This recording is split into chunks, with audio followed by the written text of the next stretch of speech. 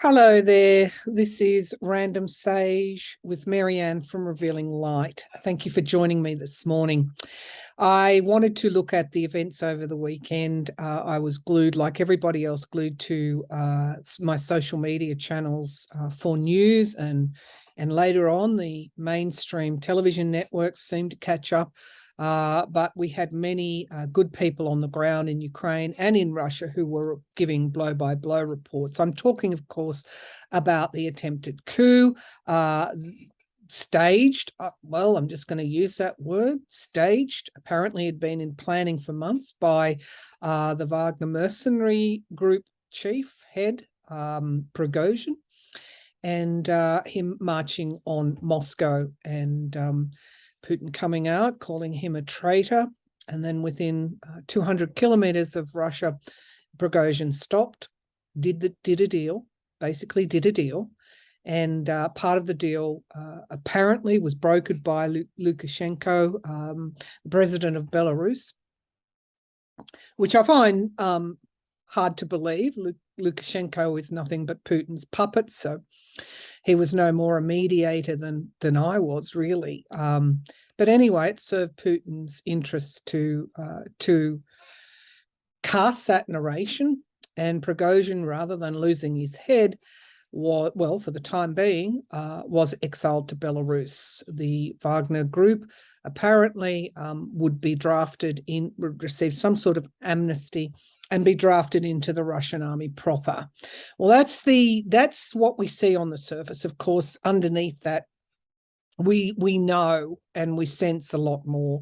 This highlights the instability of Russia. It highlights Putin's folly and bastardry in invading Ukraine. It highlights a lot about how the old Russia is still with us, that era of dictatorship, of bloody revolutions, of needless deaths, of strong men. When I say strong men, I'm talking about dictators taking control of the country, and unfortunately are reaping and plundering it for itself. So I'm not a scholar of Russian history, but I know enough.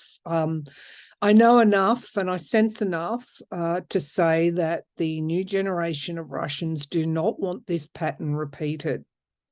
Many hundreds of thousands left Russia at the beginning of the invasion of the sovereign nation of Ukraine. Putin thought he would go in there very quickly, within 3 days, capture Kiev and take Ukraine. He didn't do that. He didn't do that at all. And Ukrainians and the West united. And where are we now? A year and a half later, the invasion of Ukraine has cost generations, both of Russians, a generation of Russians, a generation of Ukrainians, young souls, doctors, scientists, lawyers, university graduates, university students, medical personnel, children being taken from Ukraine, shipped off to Russia. So much bravery, so much bloodshed. Young Russians not wanting to go to the Ukrainian front, knowing that the special military operation, the supposed Nazis in Russia, of course, we all know that what a load of bunkum that all was. What a Nazi does is invades a sovereign country, and that's exactly what Putin did. But like all dictators, they will throw out the truth as it pertains to them in order to confuse you. I've talked about the communication methodology, or how we communicate, the psychology of communication. I've talked about that before, as the sender and the receiver. And so what these dictators do in twisting the truth is to confuse you. You're expecting the truth as the receiver and you're confused. And if now I'm getting a ringing in my ear, so Spirit's telling me that's important. If they do it often enough and with such strength and nobody stands up to it, then it devalues and debases us, because there's one thing that human nature wants and needs, and it is the truth. Back to Prigozhin and Putin. The people in the street, Prigozhin was able to get through a lot of Russia very quickly. He took the southern military headquarters in Rostov, and then went on and was able to take a nuclear arsenal, which is a little bit worrying in itself. For those that have called for appeasement of Putin, you are now getting your just desserts, really. Because here you see the instability and thuggery and clan tribal nature that is occurring in Russia at this time, and you are calling to appease this. You are backing down in your patheticness. You are backing down to a dictator, a thug, and a mob ruler, a mobster ruler. Some of the reason that Russia has not done what it intended to do in Ukraine is, well, it's a lot of reasons. It's the heart, it's the soul, it's the bravery of the Ukrainians. It's also that money, Russia's an oligarchy. And again, we have this notion that anyone who has money is somehow better than us because they've got more money than us. You see the psychology of capitalism, where we start to worship at the altar of a mobster. Anyway, part of the reason that the Russians haven't been doing so well, is because the oligarchs have stripped money that was supposed to be going to defense, wasn't, and troops are being sent into battle without enough ammunition. There's been, in fact, this has led to, in part, to Prigozhin and the Wagner PMC, the most brutal of mercenaries, saying we need ammunition. They're not getting ammunition. Right now, in Ukraine, we not only have the Russian army trying to take sovereign territory from Ukrainians, but we have a number of mercenary groups that are being funded by warlords, basically. Again, you wanted to appease the warlords. Those of you, I know this doesn't it's not directed at any of my listeners, because if you were part of the Make America Great Again appeasers, the Elon Musk fans, those in every single country, I think Germany had a fair population of people that wanted to appease the warlord. And in every Western society, it was just let Putin take Ukraine. Just let him have it. What have you got to say today, I wonder? Anyway, the complexity of Russian society, it's interesting. The Russian dolls came to mind. And it's a doll within a doll within a doll, but the actual symbolism is quite interesting. The symbolism behind the Russian doll, I'm quoting from a website called Corinthia, St. Petersburg.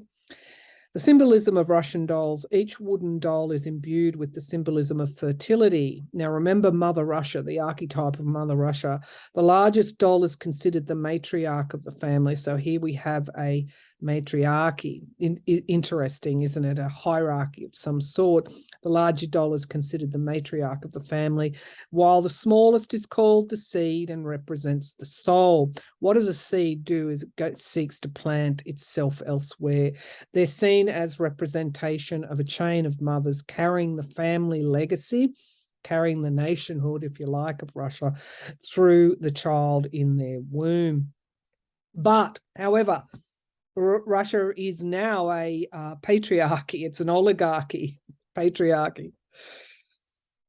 And what are the mothers doing but sending their young sons into a bloody, murderous battle in Ukraine to die on the battlefield for no good reason other than Vladimir Putin and his band of oligarchs desired more territory, more power, more resources to plunder. Give me, give me, give me. And if you won't give it to me, then I will take it. That is the definition of a thug, a dictator who desires to subdue the population and spread his control outward. But back to Prigozhin and Putin. During that attempted coup, we're all shaking our heads today. I can assure you I am as well. We have the complexities again on show of Russia, that they look up to these strong men, these thugs, for leadership, and they won't stand for a leader who's weakened or vulnerable. And that's why we're all saying now that Putin's days are numbered. He's been shown as vulnerable and weak. Russia loves a good revolution, don't they? They were cheering in the streets, cheering Prigozhin and his Wagner murderers and thugs onward to Moscow. That is the current stability or instability of Russia. And there are, of course, nuclear weapons dotted over Russia and also in Belarus, which is where the Wagner head is now being exiled to. Many of you are saying, is this a ruse? It may well be. Now we have Prigozhin and some thousands of his men exiled in Belarus. Apparently he took a contingent. He'd want to too, because his days are numbered as well. He's visibly weakened Putin. He's shown Putin's vulnerability. It won't take much, will it? Prigozhin got a lot. He cut that deal and he got a lot of money. And he got Africa as well. See, this is how they work. This is how the warlords work. So while they're not coming for you or your home or your land or your territory now, if we allow this, they will eventually come for you.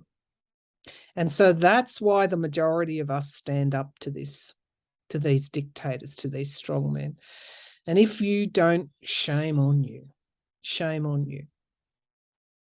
In all of this complexity and the visuals of Russians wanting someone like Prigozhin to beat Putin highlights the fact how downtrodden and powerless they've actually been under Putin. There was a chance when the Soviet Union crumbled to forge a new democracy in Russia. Unfortunately, it went the way. It's always gone. But is that the future that they're committed to? Because, as I said, hundreds of thousands of young Russians left when Putin invaded their brothers and their sisters that they consider in Ukraine. Many, many hundreds of thousands, tens of thousands of troops that were forcibly mobilized in Russia did not want to go and fight. So imagine the fear that they live under the murderous thug Putin's rule. So can Russia rise out of the ashes that Putin has created? I believe so. I have always seen a Russian revolution.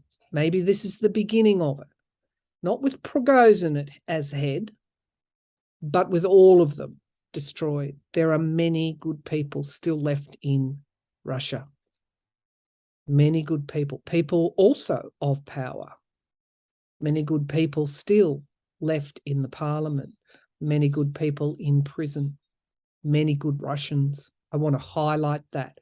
Russians that want unity with Europe and the West. Russians that want prosperity and peace. Many good Russians left. But first, there needs to be the kind of revolution where these warlords are removed from power and they get the hell out of a sovereign country. They have cost Ukraine so much. Our hearts bleed for Ukrainians, because there but for the grace of God go I. All right, I want to look at whether the Russian people, the seeds that are currently being planted at the moment, that desire peace, that desire democracy in Russia, those seeds, the Russian dolls, in their truest sense, not twisted and warped for power and lust, bloodlust, but the good families of Russia that desire peace and prosperity. Do they, in their hearts, do enough Russians want peace? Do enough Russians want a change of leadership?